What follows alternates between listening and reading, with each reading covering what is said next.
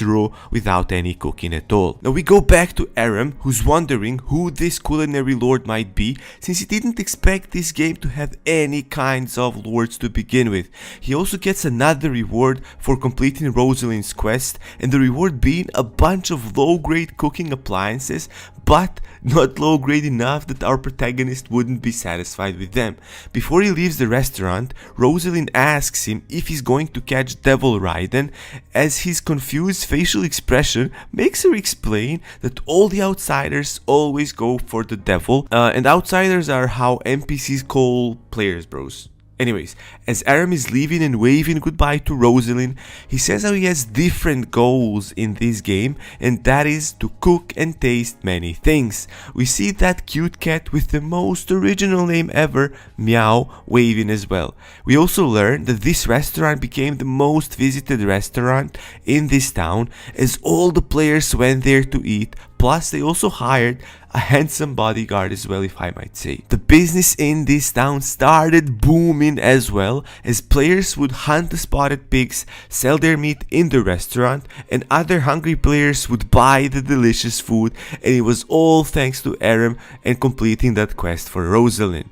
Plus, there's no getting fat in the video game as well, like you can get fat in San Andreas, for example, so players would just eat as much as possible because food was just too delicious. Now, as Aram is walking around the town, seeing so many people go to eat the food that he made the recipe for, he also realizes how Meow fell asleep on his head, and this makes him really happy. And we gotta whisper, bro, so we don't wake up the cat. We're not gonna do that, and he decides to go and rest in an inn, and he hears a voice calling for him, and after turning around, he notices an NPC man chasing after him and asking Aram for a favor. The NPC says his name is Ferguson, and Aram sees a quest marker above his head as the NPC asks Aram to make a delicious meal for his father, who's a war veteran who got depressed recently because he lost his sense of taste. A quest window pops up, giving Aram more details about the quest, but also letting him know that failing this quest carries a penalty of losing reputation with their family as well. So Aram decides to decline the quest, as this NPC starts walking away mega depressed, saying how if Aram ever changes his mind, his help will be more than welcome. Aram then visits an item shop where he can buy gear pieces, and as he's inspecting the items, he notices that one of the most valuable items here are made by Aether, his friend from earlier, and he picks up some gloves to admire their quality, which doesn't make the NPC shopkeep happy if he's not gonna buy them, as Aram turns around and lets this NPC know that he will actually buy them, and the cloak as well. By the way, bros, this scene was so nostalgic for me because Aram called this NPC boss, and this is how me and my gaming buddies used to call each other. Like, boss is your spell off cooldown or something like that. Anyways, back to the story. After Aram buys these items and leaves the shop, all flashy and flamboyant, he gets a new achievement letting him know that he gained attribute stat, and as the long message keeps explaining how this works, it leaves Aram kinda bored as he thinks he won't remember it at all anyways. But it basically works as Pokemon types, like fire counters, water, etc. And the more fire attribute stat that he has, he deals more damage to water type monsters. Basically. Now, we see Melina about to eat the meal in that restaurant as the stranger starts sitting next to her and asking her if he can sit, as she comments, what's the point of asking if you're gonna sit anyways? And after seeing his face, she realizes it's Korean Cuisine King, making Melina as excited as my ex when she sees me. Korean Cuisine King then starts his usual mumbling, saying how he definitely isn't stalking Melina at all, and her face kinda tells me she doesn't believe him. Other players also start telling him to shut up as he's causing too much noise, and he starts whispering and tells Melina how when he admired Aram's cooking before, it's not because he's a good cook, but because all food in this game tastes amazing, since the food they are eating in this restaurant tastes the same as Aram's food, but he doesn't know this food is made after Aram's recipe. However, Melina points out that this food is actually made after Aram's recipe, and he starts inspecting all the food he ordered and finds out that all of it is made after Aram's recipe, leaving him disappointed at first and then crying like a baby later, making the entire shop shake from his screams. Now we go back to real life as Aram just logged off of the game and realizes he spent the entire night gaming, as he figures he should eat something because even though he ate a lot in the video game, that's not a reality. So he should eat some bland real life food now, as he thinks how he's been playing this game so much and it was so realistic that it's getting a bit hard for him to differentiate it from reality. Now as we see the sun coming out, he convinces himself that everything from sense of smell and taste to relationships in this game is fake, and as he's preparing his breakfast, he thinks how even though the game is fake, he has all of the senses in it, and how in reality he doesn't have them, so the game definitely feels more real for him. He figures how even though the reality is more hopeless than the video game, this is still real, and he has to keep on living with knowing that he doesn't have any sense of smell or taste, and as he goes for a bite, still in hopes he will at least feel the slightest taste, but nothing, making him depressed again. He thinks that this reality is so unfair because he put so much work and effort into becoming a world-class chef, and now he can't even taste the food he cooks at all, as he decides to use his imagination while eating and remember the taste from the video game. And he takes another bite, imagining himself as Rice again, his in-game character, and thinking about all the flavors he experienced in that video game. We now go back to the restaurant where he previously worked as a chef and see many customers complaining about the food they got, as we see Mira struggling with serving all the food and thinking how because of the main chef's temper, they can never keep any part-time workers for long. She then remembers Aram and wonders what might he be doing right now, as we see him in the new restaurant cooking and his boss telling him that today is his day off and asking him why did he come to work, as Aram responds by saying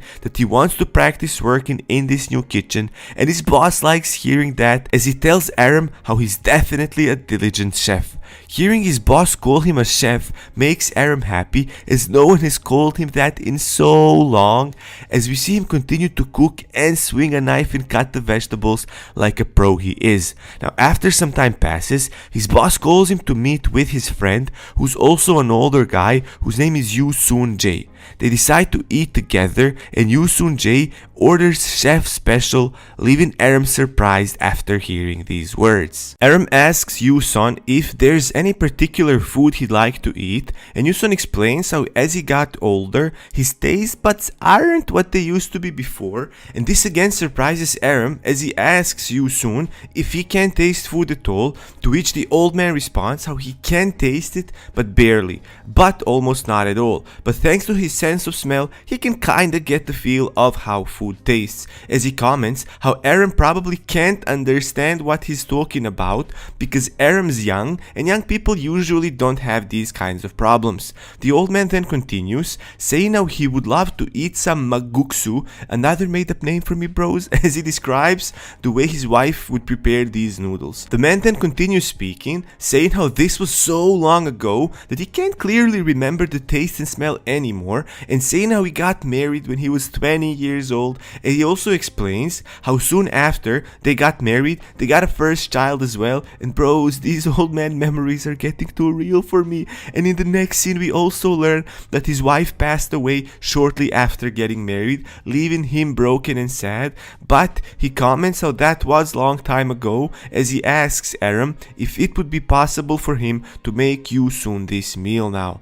The boss tells Aram how he doesn't have to cook it if he doesn't feel like it, especially since it's his day off right now, but after going back to the kitchen, we see Aram actually trying to figure out how to prepare this meal to be as authentic as it was back when Yu-sun's wife made it. After a bit of cooking, Aram goes back to the boss and Yu-sun as they get surprised after finding out that he actually cooked this meal for them. Yu-sun is grateful but thinks how he won't be able to taste it anyways, and we see him taking a bite as the boss is complimenting Aram, saying how this meal is delicious as all his meals usually are. After looking at Yusun, we see him crying and wiping away his tears as he remembers his wife again and the usual talks he would have with her about his job, career, stuff like that, where she would tell him not to worry about the family and focus on work more, but he never accepted that, as we see old Yusun again and his wife standing in front of him and apologizing for leaving him behind, as she tells him she loves him so much, and we see old Yusun crying and asking her to come back, as she gently smiles, calling him a crybaby and telling him how she's waiting for him here. As she starts slowly vanishing, we see Yusun chasing after her in hopes she will come back, and the last thing he hears is her telling him she loves him and then disappearing. Yusun completely breaks down and starts crying, leaving both the boss and Aram a bit sad as well, as they realize that he is remembering his happy days. As Yusun is leaving the restaurant, he tells Aram how he owes him a huge favor for this amazing experience he provided him with. Aram thanks him and says how there's no need, and as Yusun exits the restaurant, we see his bodyguards and a limo waiting for him, as this surprises Aram so much now, as Aram thought of him as a regular farmer, but Yusun is actually an owner of a very big company. As he leaves, Aram thinks how he'd like to regain his memories back one day of his tastes, just like Yusun did right now. Now in the meantime, our protagonist's in-game cooking ratings are exploding, which makes the Turco village very popular, and it's making the game team leader really interested to see what's the big deal about it. So she decides to visit the restaurant herself and to try this famed samgyeopsal herself and see if it's true what they are saying about it. At first a little bit skeptical, but then after trying, she starts understanding why people are making a big deal about it, to the point that the queues outside are like those in real life. The food is perfectly made and there's nothing to add or take with how well it's made. She starts blushing just thinking of what kind of person our protagonist is to be able to make this kind of perfection that they even account for when making the game. And now we see Aram coming back to the village, and seeing how popular the place became because of his food made him a bit proud, even if it's not real. It's still something. He then noticed numbers increasing where the system informs him that he gets a 10% incentive from each sale of his dish. He's really happy about it, as he can earn money this way as well, which is pretty neat, and there's nothing better than passive incomes in games. And at that moment, his pet Meow shows up with a big bag around its neck. The bag is actually bigger than the cat itself, and our protagonist is really happy that it came back to him as he was away from the game a bit. It even brought him some gifts in that bag and revealed that it has some additional function, like to bring him some small portions of food that he needs. Realizing this, Meow becomes even more likable than before, and he can't resist but petting it. Our protagonist felt over the moon with how well the game greeted him with his return. He then notices Ferguson, the guy whose dad lost his sense of smell, and thinking how happy he made the chairman Yusun with bringing back his memories with a simple dish, he decides to help this guy as well. He lets Ferguson know that he'll help him with his predicament, and Ferguson is just curious as to what made Aram change his mind about it. Our protagonist tells him that he's gained some new experience which made him think about this case. After arriving at Ferguson's father's house, they see his dad all drunk and bitter. This is a really bad combination of people to make happy, which makes our protagonist a little bit nervous.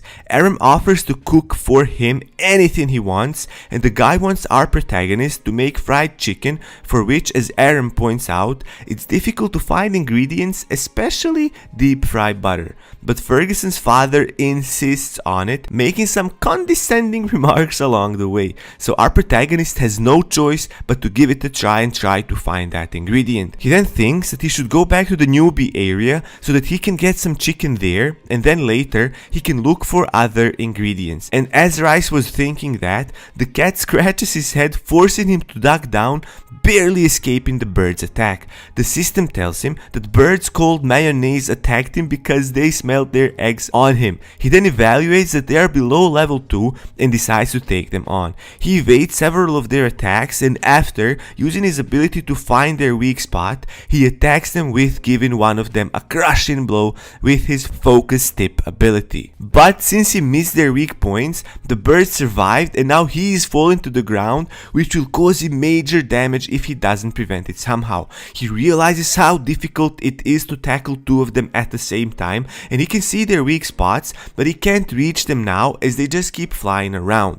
But now he knows what he needs to do before it's too late. Our protagonist just waits for them to fly close to him in their attempt to attack him, and then he just uses his focus tip ability to take both of them down at the same time. But this time it's the double tap where he just finds the weak point on both of them and the pattern that aligns perfectly between them so that he can get them in one swift attack. And now after getting them, the notification window pops up telling him that these mayonnaise birds taste like chicken, and it also adds that people who try them actually prefer it over chicken.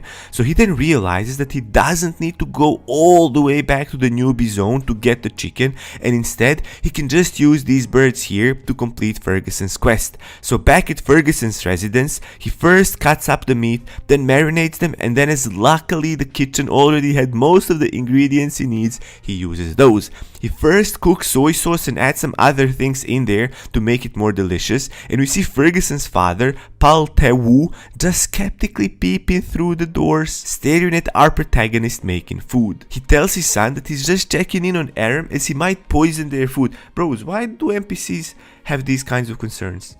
Anyways, our protagonist, already knowing that he's being watched by them, tells them in a spaced out sort of fashion that he'll be leaving them for a couple of hours and that they shouldn't be touching the food as it'll take exactly that amount of time for it to be properly marinated. Mr. Pal tells him to stay there and rest during that time, but Aram insists as he says that time is money and he's got some stuff he needs to attend to in the village. So we then see Aram in the city selling his food at the store he just opened there, as he couldn't help but see the pleased faces of his customers as they try his tasty food. As people start realizing who it is, more of them start approaching until there's already a big crowd. And through that crowd, Aether squeezes past and our protagonist notices him, so they start chatting a bit. They get interrupted by the crowd shouting different things, and Aether tells them off and continues talking to Aram. He tells him that he saw that he already completed his professional quest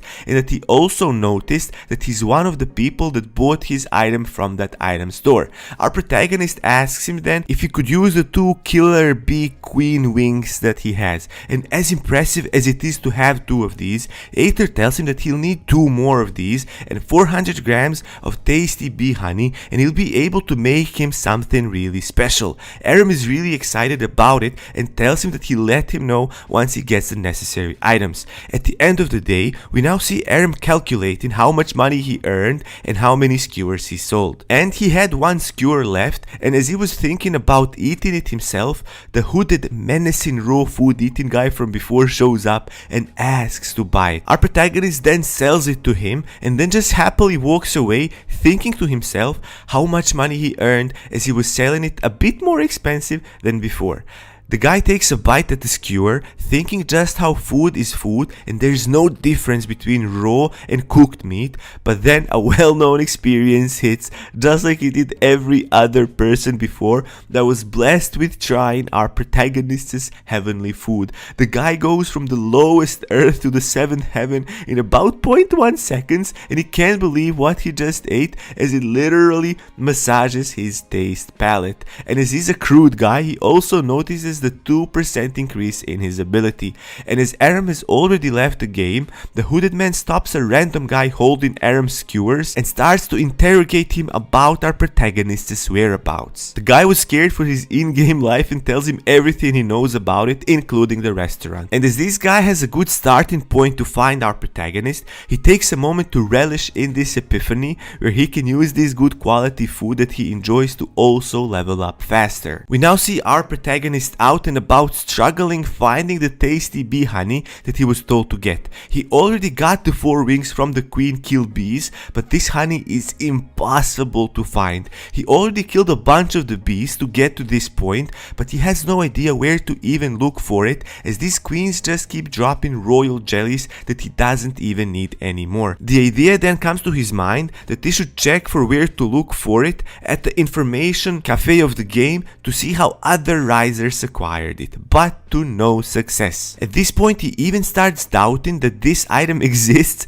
but then why would Aether make this all up? It makes no sense however you look at it. Seeing how much our protagonist is struggling with this, now we get some background information on the lady developer, whose name we get to learn is Oh Ha-young, or in-game nickname Letitia. Apparently she's some genius that was recognized at an early age for her ability to plan and build systems, which is why she was put in charge of production and planning. And even though she was scouted by many different companies offering her all kinds of opportunities, she still decided to work for the company called Illusion that made the game real, as she just wanted a chance to escape her reality and immerse herself into work after her parents died. Illusion offered her the role to completely reconstruct everything in the game real. However, she was never able to resolve her psychological issues no matter how much time she spent dedicating to her work. And we see Miss Oh Ha-young logging off of the game, opening eyes to her miserable reality. Her face showing signs of malnourishment and depression as she gets up from her bed and thinking that she'll continue working on the game improvements as they now have much more users than before. But first, she'll have to eat something as she didn't eat anything the whole day. She makes herself some rice tofu and then starts remembering her parents telling her how she should take care of herself and eat. But the irony isn't lost on her as the realization dawns on her that her parents are unable to eat anything now as they are gone. Then sadness overwhelms her as she's looking at the tofu, reflecting her sad expression back at her, reminding her of what her reality is really like. Bros, what's up with all these depressed characters in this manhwa? I mean, it really gives it depth because a lot of people in real life also go through many problems, but I don't want to cry while doing these recaps. What's up with this, man? Anyways, back to the story. She remembers that she's underfed and parentless. She drops her spoon as she starts shaking from all the depressing feelings overflowing her whole body. She's torn between feeling so depressed that she doesn't want to do anything to help herself and remembers of her parents' wish to take care of herself, which she would betray. So she just throw up and get it on with. Then she remembers our protagonist just enjoying the moment and eating that food like that's the best thing he could ever get. The gratitude she saw in him motivates her to at least give it another try at eating food and giving herself another chance, but then she starts to think, just why did Aram come to her mind? Bros, a quick side note, I know this is not directly manhwa related, but since we're talking about depression, anybody who is depressed should seek help because we all really matter and we should take care of each other, and these are not just words, I truly mean it, bros. So if you're depressed, please seek out someone to talk with. Now we go back to our protagonist running all happy towards Aether and telling him that he finally got all of the ingredients he asked him to get. Aether is curious how he got tasty bee honey when he even couldn't find any information about it on the internet. And Aram tells him that he basically just had to experiment with mixing different portions of royal jelly and regular honey until he struck the perfect ratio for making this tasty bee honey. Almost as anticipating it, Aether seems proud of our protagonist achieving this, and he thinks that he's the only person able to accomplish this. A few moments later, Aether swiftly makes a high quality kill bee cloak that significantly increases some of its user stats. Aram is absolutely flabbergasted seeing this perfectly made item.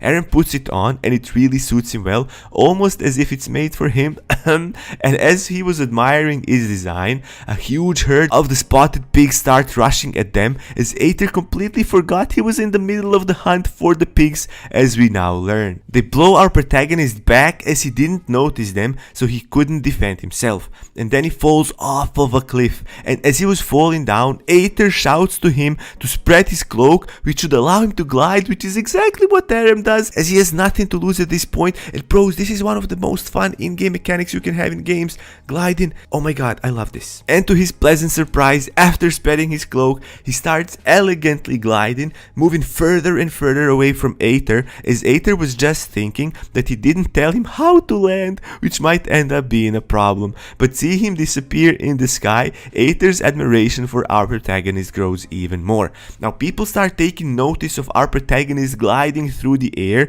and start coming up with different theories about who he might be. Some say he's an NPC, and some say that the new profession, a magician, has probably been unlocked or something. Even those who know our protagonist can't recognize Aram, as he hid his username, which is a tip he took from Aether, as he complained that he didn't like when people would recognize him. That guy is really useful to Aram. Now meanwhile, our protagonist is just worrying about how he could land, as Aether didn't tell him anything about that part, and maybe more importantly, where could he land. At that moment he sees blacksmith shop and thinks that he could just land there, as he has to be there anyway, about now to check in on his metal that he is preparing. But he has no clue how to get down, so he starts brainstorming some ideas, with one of them being just saying a command like terminate flight or something similar. He gives it a try, and to his surprise, the cloak disables its glide ability and Aram starts falling down with panic overtaking him in a split second. Our protagonist comes crashing down, completely destroying the roof, with Mr. Pal getting startled to the point of releasing his soul from his body. Mr. Pal then starts scolding Aram about the roof and not attending to his food, as it was already 12 hours past since he left. Ferguson comes in to see what's happening, and our protagonist didn't take into account how fast the time goes by in the games, but he goes to check the food, and luckily the food seems alright. He then goes on to prepare it for carriage and to deep fry it with adding some crucial ingredients. This type of food is pretty sensitive to any type of change, so everything needs to be perfectly made to retain the great taste. And it takes watching over a lot of details to make it work, and Aram has just that type of skill and experience.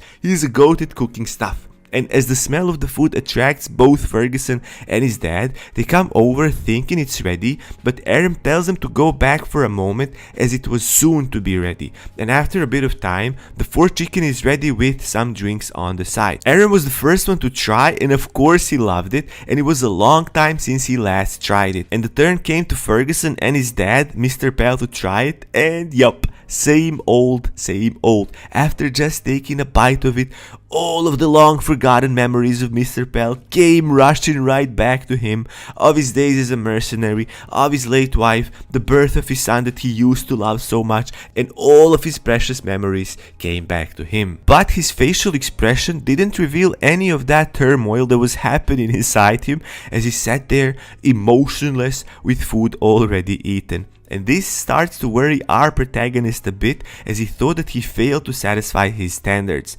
Mr. Pal then looks at our protagonist stoically and thanks him for the food, as it brought some of his memories back. But his stern expression wasn't changing. He then continues, as if remembering something regrettable from his past, that after the demon's arrival, people lost much of their memories and their culture, and he was included in this.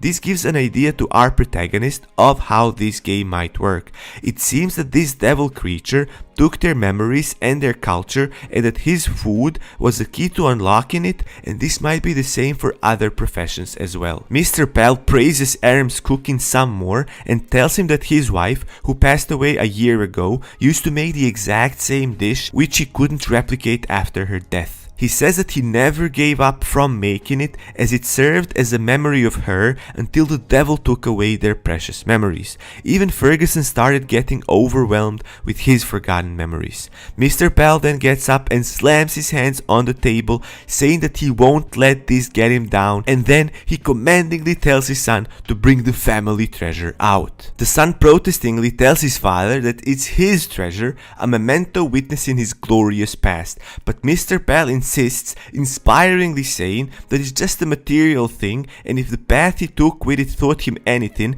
it's that he didn't walk that path to get attached to material things. Ferguson then goes away for a bit and returns with a shiny sword. Mr. Pal then hands it to our protagonist, telling him that he should name it as it's the bonded sword, an item that needs to be named before it could be used. Aram gets goosebumps understanding the significance of this, as he's a professional as well and he knows how difficult it is to give away something so meaningful to someone. He gratefully takes it and decides to name it Boning sword, as it's a blade that will cut to the bones. Ferguson, all happy now, understanding that the sword went to the right hands, add that he's available if Aram ever needs his sword for repair. Our protagonist thanks them for this and they thank him back for all he's done for them, returning their will for life. As we now learn that through what our protagonist did, both Ferguson and Mr. Pal were able to move forward from their painful past, where Mr. Pal decided to take over the brewery that his wife used to run, as this is something that will keep his wife memories close to him. And this effect that he has on people isn't just limited to Ferguson and his dad, but also all of the village feels joyous again, as Rice precedents left an undeniable mark on them all, restoring the happiness where once it was lost. The notification then says that the village progress is almost complete and that people will now recognize him, and he earned some reputation points for his achievement. It also says that the new footprints have been recorded in the history books, which gives him some additional points. And as Aram was leaving the blacksmith estate, Mr. Pal catches up to him and gives him the barrel of his best alcohol. Aram notices that it gives some increase in stats, but it also gives a penalty if using, which is something he expects, as it's like the alcohol in the real world. Except you don't get any stat points in real world, bros. What the heck, man? Now we see our protagonist full of satisfaction, walking down the village and thinking how it would be a good idea if he opened his own business. He thinks to visit Lady Rosalind and ask her for advice, but he's shocked seeing how many people are standing in queue waiting their turn to eat in that restaurant. The business is really blooming, and the NPC guard at the doors that regulates who can enter recognizes our protagonist and lets him in, and inside he sees Melina in an apron working there. She tells him that she started working there part-time, and Aram is just confused. Why would anyone want to work a part-time serving job in the game? But she tells him that there are some benefits to it. And then as they were talking, a huge guy leaps towards our protagonist and bear hugs him, telling Aram that he loves him. Aram shakes him off, utterly startled by this unknown guy expressing his life in that sassy way. The big guy apologizes, saying that he saw our protagonist's picture 1,000,000 times at the cafe, and then introduces himself as Mango, saying that he's a big fan of his because he turned this crappy village restaurant upside down. Mango is with some NPCs and they keep talking about completing some quests where they have to find a witch's hideout. Melina realizes that he's got a fighter quest and asks Mango why he decided to do it by himself with only NPCs as a help. Mango says that he won't be alone and then asks our protagonist for help with his quest called the Dying Quest. Melina is just taken aback by this guy's bubbly personality. Aram tells him that he's not really up for it, thinking to himself that he'd rather skip these shady looking people. Mango seems really hurt by it, with just the NPC's crowd consoling him. One of the NPCs says that it's his 4th time getting rejected and they ask why he keeps trying. They also keep saying some other scripted things in the real NPC style, and even some people at the restaurant start giving their 2 cents about it, saying that the quest is not worth as it doesn't even reward them well and they don't gain anything from it. Now a bit later, as Aram was fed up with his atmosphere and just wants to take some time off quests and stuff, he goes out into the beautiful nature of this game with his pet Meow, now grown so much that it's able to walk on its 4 feet. He uses this time to think about the conversation he had with Lady Rosalind that makes him realize that even though this game presents itself as a game that offers freedom, it still is quite restrictive and limits the players. It turns out he's the only player that behaves well towards NPCs like that, and he's not surprised. And as he was spaced out in his thought, big grasshoppers start hopping around with the guy swinging his bat at them but missing with how quickly they move. And at that moment, one of those mayonnaise birds comes flying, staring at our protagonist, with Aram not noticing the oncoming attack. And right when the bird was about to strike our protagonist, the pet meow skillfully jumps in the air and takes it down with a single powerful scratch. And then it lands next to it, looking at it angrily but giving off just cute vibes. Seeing this, Aram is really surprised, as he didn't know that his pet could fight at all. And guess what? Even the writers of the game are surprised themselves, because they didn't know it until they wrote it in. It was introduced as a pet of surprises. So after dealing with those birds, we see our protagonist making samgyeopsal and just admiring how well he made it, showing it off to Meow. Even Meow can't resist having its mouth watery seeing this delicious juicy looking meat. So it leaps over Rice's head and grabs one piece from his hand, immediately having at it. Even though he's happy with giving some to his pets, our protagonist wonders if it's good for a cat to eat this kind of food, but then figures that it's a game and it should be fine. So he then relaxes and decides to enjoy the food some more before he logs off the game. And as he was eating the food, Mango appears with his silly crew of NPCs that are always pretty harsh towards Mango with their truthful but mean comments. This time he looks a bit different, as he upgraded his dye and his armor. Mango just came by to make sure Rice won't go without him, and our protagonist, without any hesitation, tells him that he's not going, and then starts thinking that with the mentality that Mango displays now, he won't be able to defeat Marina the Witch, as she's got that armor made of blue crab. And right then he then starts thinking about blue crab and how he hadn't tasted it in a long time, that he completely forgot how it tastes. And as Mango was on his way away from Rice, our protagonist calls him to tell him that he changed his mind and that he will go with him on this quest. This makes Mango absolutely thrilled. He finally found someone that will accompany him on the quest. As Rice shakes hands with him, the window shows up telling him details of this quest. We learn that Marina is a witch that used to live in hiding at the Turco village until people discovered and chased her out. And being a wicked witch that kidnaps and then experiments on children, the authorities can't have her even close to the village, so they needed someone to get rid of her. Mango is really excited about the fact that he's joined on this quest by a celebrity chef, and then he sees Meow and thinks it's cute, tries petting it, but Meow jumps on his face and beats the hell out of him. Wow, you don't want to mess with Meow, I guess. Now he's all bruised up and scratched up. My guy got such a swollen face, but he's still happy about the whole thing. After some time, we see them heading towards the witch's lair, and everything seems peaceful. Mango mentioned that to win, grasshoppers use magic, and our protagonist had a hunch about it, even though he thought there wasn't a magic profession. And chit-chatting like that, they run into a two-horned chicken, which is a bit stronger than the regular one-horned one, and our protagonist immediately wants to hunt some of them. They start the fight, and even NPCs are fighting, and they're not half as bad as Rice assumed they'd be. They can actually fight, and they even seem passionate about it. They do most of the job, as our protagonist was just standing there and wondering how different these two horned chickens would be. Mango deflects an attack on our protagonist, saying that he shouldn't be attacked, as he's just a chef and can't actually fight.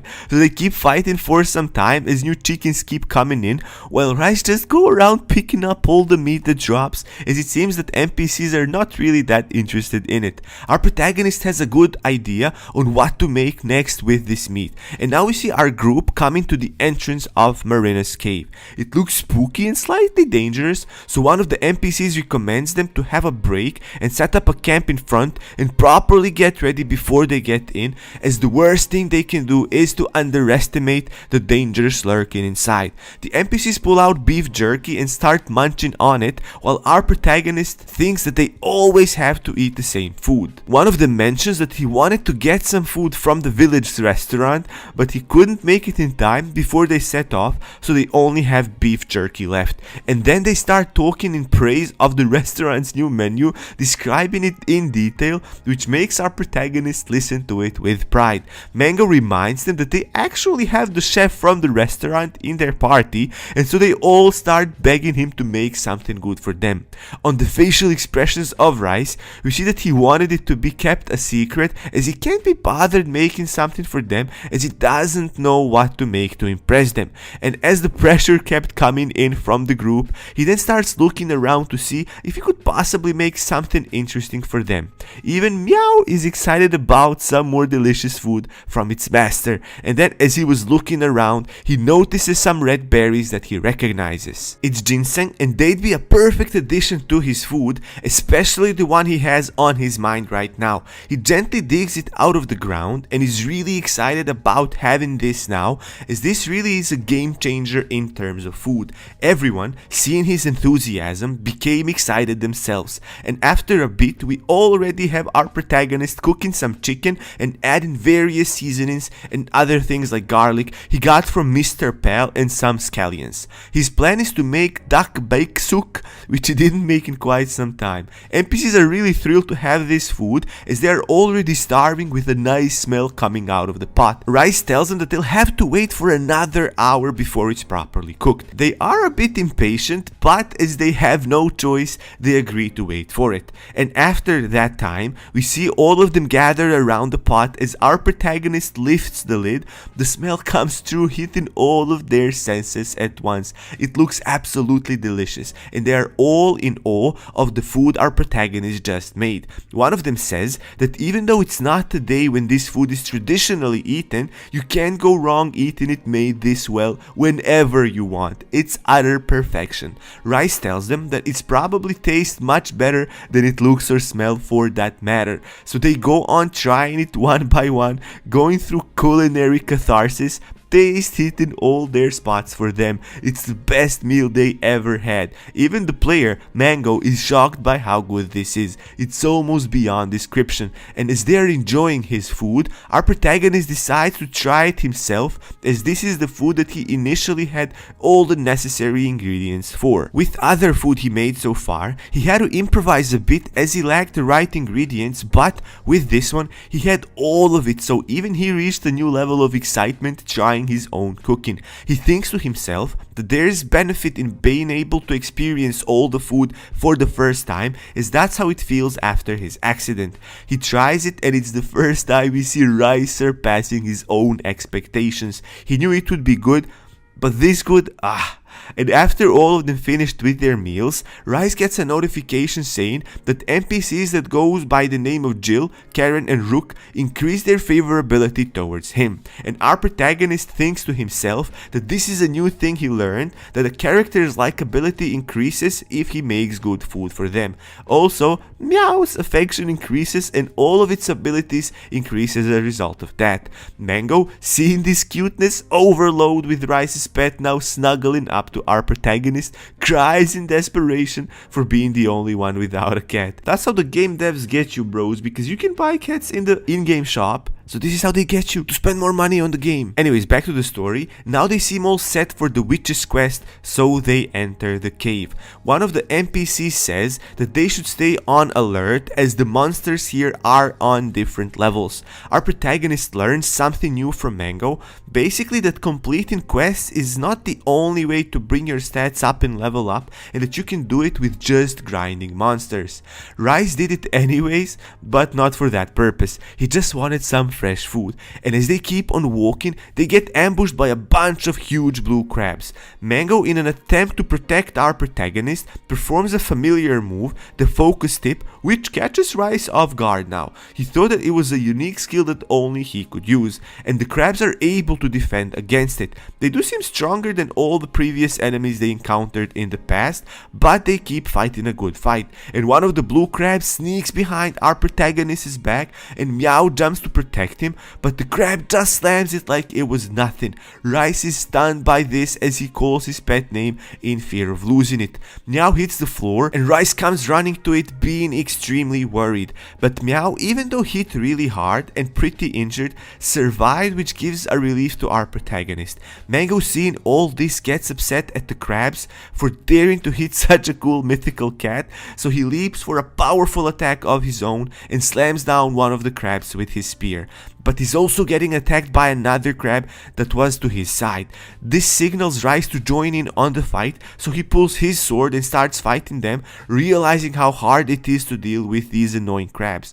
Their shell is too hard for a sword to go through, and he needs to keep hitting it until it breaks, but it's really difficult as his arms are going numb from all the hitting on the hard surface of the shell.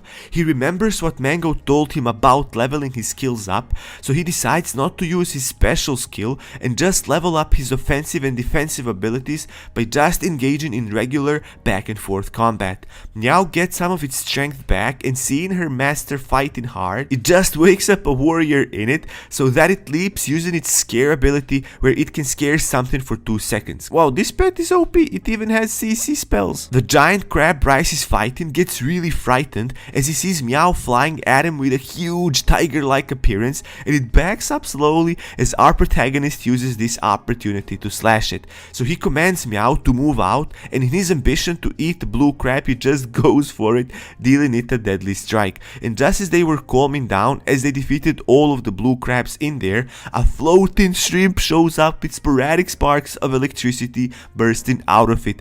The NPC knight warns that it's a thundering shrimp and it's quite dangerous, and he tells them to protect themselves from the lightning it can use. And as they all enthusiastically acknowledge his advice, they instantly all get hit by lightning from the shrimp. One of the NPCs says that it's a good chance to attack them once they've released the lightning charge, as they are more exhausted, so they have a slightly better chance at defeating it. So they all start fighting the shrimps, and eventually we see them winning against them. NPCs are really surprised by our protagonist's ability at fighting. They didn't quite get how a chef becomes so good at fighting that he's on their level. The blue crabs and shrimps, after getting defeated, all got back to their real life size, which makes Rice think that some sort of spell was what gave them that power to grow that big and strong. But anyways, our protagonist is really excited about the ingredients he gets for the future food he'll be making. Mango is really impressed with Rice being so dedicated to his profession that even while they were in the cave surrounded by potential threats, our protagonist was cleaning the food ingredients he just got. He's intending on making a marinated crab, which is Mango's favorite food ever. Mango gets excited about this and asks Rice if he makes food in real life, as he'd love to visit his restaurants if that's the case. Our protagonist tells him that he does indeed work in a culinary industry, but that he cannot tell him where he works just yet, and then just starts cooking. After some time making the food, our protagonist says out loud that the only thing he's missing is rice, and Karen tells him that she's got some of it on her as she wanted to make paella at some point. Both Rice and Mango are surprised by this, and Mango is even excited to hug her, saying that these NPCs can sometimes be really useful. And as he jumps to hug her, he just gets a serious slap across his face, and after getting a portion of the rice, our protagonist thinks that he could now make a pot of rice which will perfectly go with the marinated crabs that he's making. One of the NPCs starts complaining, saying that he doesn't have his expectations high for this food, as it's something he just doesn't like that much. Mango is especially insulted in Rice's stead after hearing this, and is now disappointed in this NPC. Apparently the NPC knight Giles doesn't want to eat anything raw, and since these crabs are served raw, he's not really up for it. But he gets scolded for giving such negative comments to our protagonist by Mango, and Mango gets really furious at the NPC, and we see Rice calming him down, telling him that it's okay. And finally, the food was prepared, and as expected, it looks amazing. The rice is all fluffy, and the crabs look like a perfect dish to go with the rice.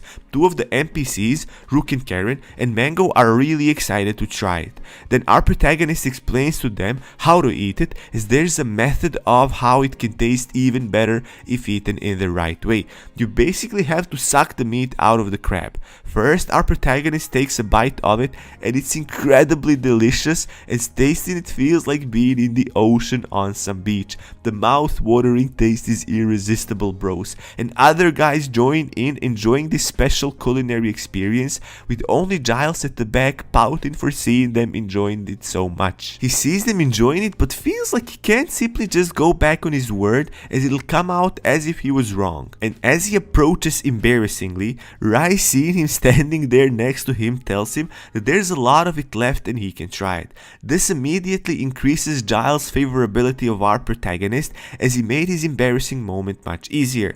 Then Rice offers them to drink Sangyang, as it usually goes really well after the food they just ate, and they all have it and it's incredible. After that, there's another surprise for them. The last treat of the meal are some drinks with some biscuits that he had from Mr. Pal, so they also enjoyed that to their fullest. They had a better meal in a quest cave than people would usually have anywhere else. And so the notification comes saying that Giles, Karen, and Rook's favorability increased. And this is how our protagonist imagines happiness to be. He can't believe that he went without knowing the taste of his food for so long. And sometimes later, we see them fighting those crabs and shrimps again. Rice has his mind on increasing his basic defense level, and so he decides to take more damage in order for that to happen. His party members look at him, thinking he's going crazy, letting himself get beat up that much. He gets hit extra hard and is sent flying back. Meow notices this and approaches him, doing her kneading thing, and in that way building up our protagonist's health. The thundering shrimp intensifies their pressure, and the party finds itself in a pinch, needing Rice's help. As our protagonist misinterprets Meow's kneading skill, he leaps with it for another Hail Mary attack, putting his trust in what he wrongly thinks his pet's skill would do. And he just gets electrocuted by the shrimp's lightning strike, falling down to the ground. But at least his defense went up by 1, and he's pretty happy about this working at least. NPCs are utterly bewildered witnessing this. For them, he looks like he's on a crazy pill or something. Shortly after, they manage to clear the entire level, and Karen then notices that there's something written on the wall, and it says, "Did you eat well?" and they find it strange. So they start bickering about it and about the name Marina that was mentioned earlier. And as they were moving forward, Karen turns towards the party and tells them from there on more difficult monsters will be showing up. And right as she said that, she gets smacked by a stuffed bear looking thing. Everyone takes a defensive position, and our protagonist realizes that he can't experiment with these crazy doll-like looking enemies, as they look pretty strong, so he'll have to take it more seriously. A monstrous freaky pink bunny shows up behind Rice, and Rice is terrified of it, thinking how can they even deal with these doll creatures. So in order to learn about the new enemies, they'll have to engage them properly in the battle. And Mango comes in front of our protagonist and tells him that he'll protect him and that he doesn't have to do anything, but the bunny just swings his ear and blows him away like he was nothing. Rice now understands that their primary advantage is speed, and he then uses his ability to find the weak spot of the rabbit and then tries to attack it, but the doll-like creature is too fast for him as well, and he misses while barely escaping its own counterattack. Giles and Rook also get blasted by the speed and power of these creatures. They didn't stand a chance, but our protagonist starts noticing a pattern in their attacks. They seem to keep doing similar things. If only he could get the timing right, he could find a way to defeat them. We see Mango now getting up from the rubbles he was sent flying to, saying that he won't be KO'd that easily. He then leaps forward with some random named attack and gets blown away for the second time. We also see Rook and Giles at their limits, desperately asking for help. Karen then jumps from nowhere and deals a powerful finishing punch to the teddy bear monster, being the first one that actually even managed to get the attack in there. And we see all of the sudden Mango addressing her very formally, knowing that she's the G. This inspires our protagonist as well, as he gets an an idea and tells Mango for them to attack the bunny at the same time, and they do exactly that, knocking it out. The stuffed toys just shrink to their normal sizes, and now our group knows that these were definitely toys that they assume were given power by the witch. Karen wants to take it and give it to her niece as a battle token, but Rook tells her that it might be imbued with a curse. Then they start imagining all kinds of things about the witch, like what kind of nasty disguise she might be having, or what kind of tricks will she be using next, and so on. And as they keep walking through the cave, they come to the end of it with a huge chamber that is Marina's hideout.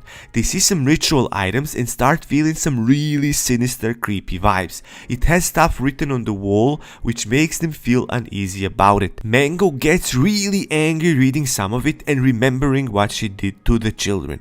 And at that moment, from the fire that was burning comes some blue smoke, and they start hearing Witch's voice malevolently echoing through the cave, asking them if they came for the children. It keeps repeating that in a really creepy way, and then it adds that she can't do much about it since she killed the children a long time ago. And then she appears from those bluish flames, like just being reborn, with her face in her hands, as if hiding herself and her hair, wildly moving on its own, as if it had its own independent mind. Mango, seeing her forming in front of them, mindlessly starts rushing at her, saying that they are there to kill her for what she did to those poor children. Marina calmly tells him that people before him tried to kill her, but with no success. And as he gets his spear through her, her body contorts as if it's made of smoke, and then she materializes, grabbing his spear and blowing him back. She tells them that they won't be able to defeat her, and the party now gets a better understanding of how dangerous she just is.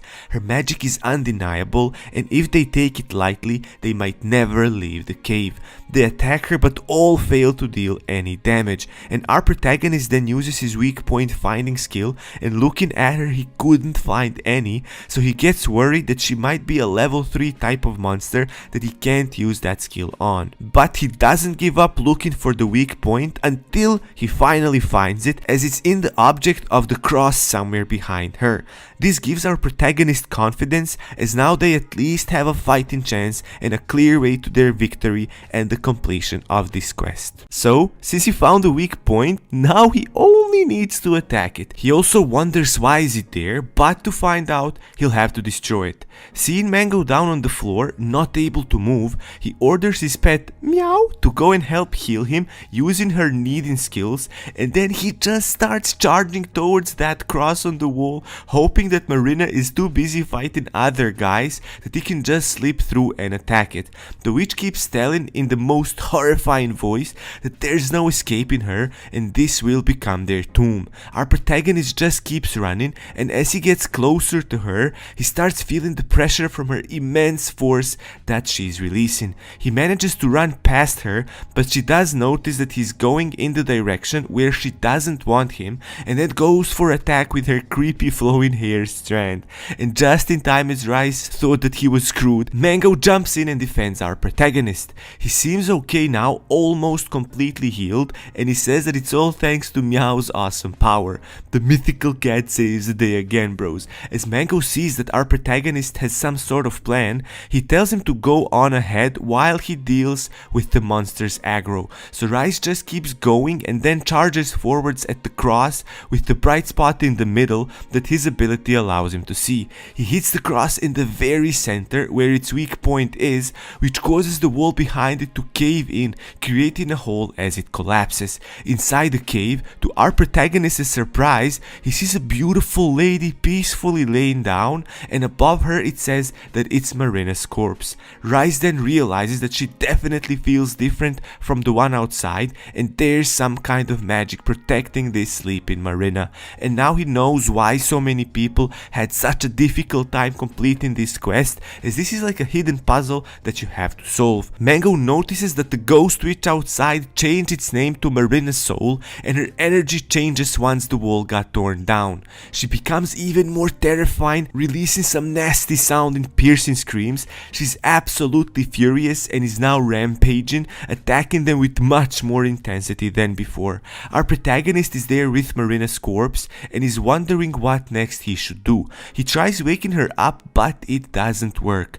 Meanwhile, the attacks from Marina's soul become relentless and stronger. The Rook gets taken down and Mango is having real difficulties with it, so he shouts for help from Rice. Our protagonist, in the spur of the moment, decides to stab the corpse with his sword just to see if that's gonna work. And he has a good feeling about it too. And lo and behold, it works. As soon as he hit the body of the material Marina, the ghost starts contorting in pain, so Rice shouts to Mango that he has to attack it now, which is what Mango does, and to a good success, as this is the first time that they manage to get in some damage. But then our protagonist's blade rebounds back in the air, as if some sort of protective shield is protecting the corpse, and Marina's ghost outside comes to her senses and starts attacking again, saying all kinds of vile things. Rice figures out how it works and tells Mango to retreat for now. He then hits Marina's body again and the same happens, so they start seeing the path to their victory now. The only way they can inflict the damage is if they hit the physical body of Marina, which gives them just a limited amount of time to get some damage in before the ghost becomes unbeatable again, so they have to keep working like this. The witch then realizes that they figured her out, so she then starts rushing towards our protagonist to stop him, and as she was so close to grabbing our protagonist, he throws a poisoned pouch at her, stunning her for a moment and giving himself just about enough time to finish this with one last final blow. So he lifts up his sword one more time and delivers the most decisive final blow to Marina's body, this time completely piercing through her chest, causing a massive shockwave to blast through the entire cave, with now massive amounts of force coming out of Marina's body as everything around them starts cracking. The ghost of Marina starts letting out painful screams filled with rage as she starts vanishing, with her screams getting quieter and quieter until they completely fade out. And at that moment, the notification arrives telling them that the quest has finally been completed. And as our protagonist is relieved that he finally did it, as this one was a really tough one, the ghost of Marina, now different in appearance, kneeling down, starts crying and saying that she deserves to die, and then she tells her story from the past of how she used to live in this village that was hit by a plague that caused deaths of so many children. She saw the suffering these parents went through losing their kids and couldn't bear watching them being that lifeless anymore, that she decided to become an object of blame for them, the one on whom they will be able to pour out their hatred and at least feel some life, even if it's moved by rage and vengeance. And this is how she became the accursed witch, and now she's finally able to really die after such a long time wandering the world as a cursed spirit. Rice and Mango were